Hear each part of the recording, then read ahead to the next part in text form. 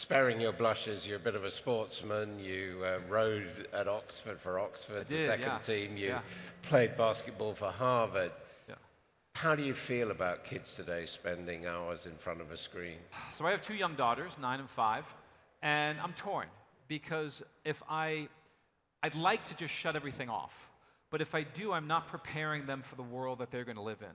So I do think there's a compromise. My daughters use, there's some great exhibits here. My daughters probably spend about 80% of their time when they're on devices using educational materials that are also entertaining.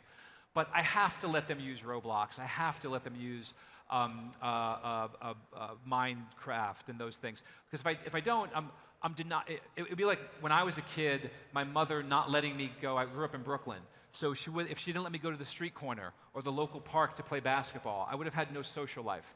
My daughter has friends who live in Uruguay, and they're friends. I mean, she's 9, they know each other, they know each other's likes and dislikes. Their friendships are no different from the ones I had playing basketball when I was 9 years old.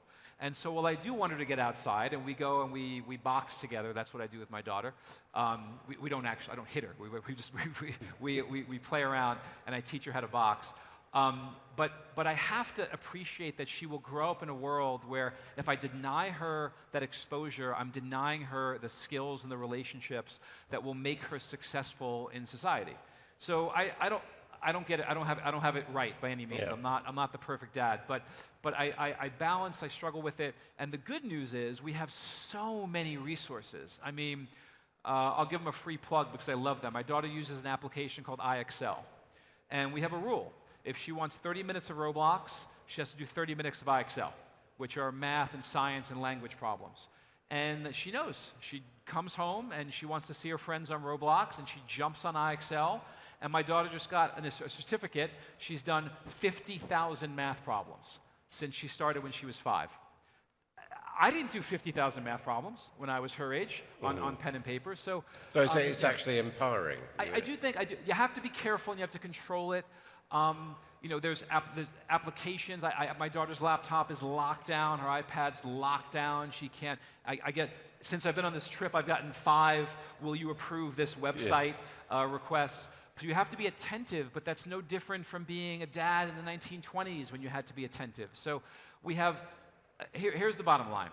If the powers that be came down and said, "John, here's the dice. You can roll them again and be born into any other time in human history," I think you'd have to be insane not to pick right now.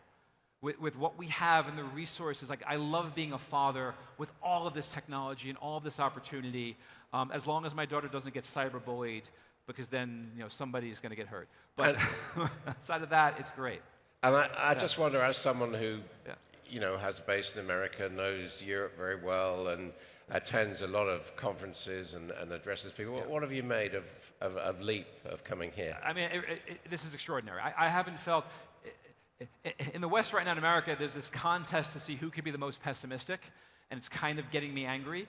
And I come here, and I haven't seen sizes like this and optimism like this, honestly, since my first trip to the UAE 15 years ago. So I feel so honored and lucky to be invited, and it just gives me optimism. It gives me hope. And the heavy investment and focus on tech is the right way to go. There's no question. I mean, industrials are still important. We still need people. We still need bodies. But this is the future. And I'd be remiss in my last 10 seconds not to say it's an honor to be interviewed by you. You're a legend. And this is a bucket list item for me. So thank you.